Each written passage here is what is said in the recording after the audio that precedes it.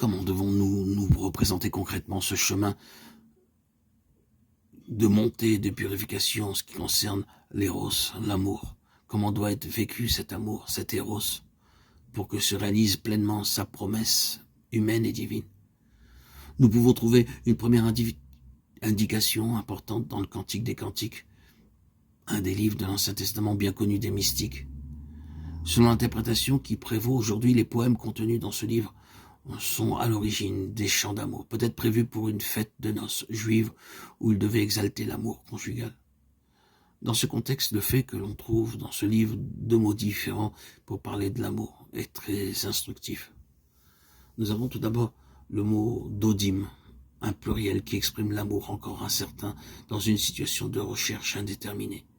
Ce mot est aussi remplacé par le mot ahava, qui, dans la traduction grecque de l'Ancien Testament, est rendu par le mot de même consonance agapé, lequel, comme nous l'avons vu, devint l'expression caractéristique de la conception biblique de l'amour.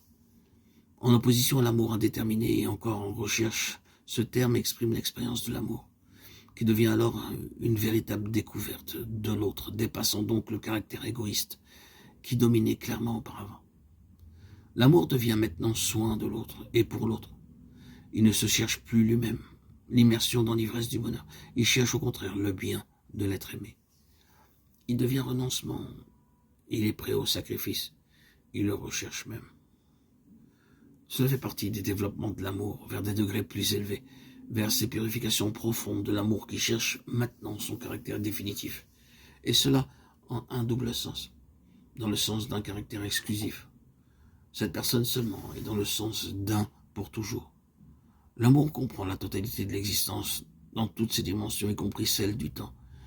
Il ne pourrait en être autrement puisque sa promesse vise à faire du définitif. L'amour vise à l'éternité. Oui, l'amour est extase, mais extase non pas dans le sens d'un moment d'ivresse, mais extase comme chemin, comme exode permanent, allant du jeu enfermé sur lui-même vers sa libération dans le don de soi. Et précisément ainsi vers la découverte de soi-même, plus encore vers la découverte de Dieu. Qui cherchera à conserver sa vie, la perdra. Et qui la perdra, la sauvegardera. Luc 17, 33, dit Jésus. Une de ces affirmations qu'on retrouve dans les évangiles avec plusieurs variantes. Matthieu 10, 39, 16, 25, Marc 8, 35, Luc 9, 24, Jean 12, 25. Jésus décrit ainsi son cheminement personnel qui le conduit par la croix jusqu'à la résurrection. C'est le chemin du grain de blé tombé en terre qui meurt et qui porte ainsi beaucoup de fruits.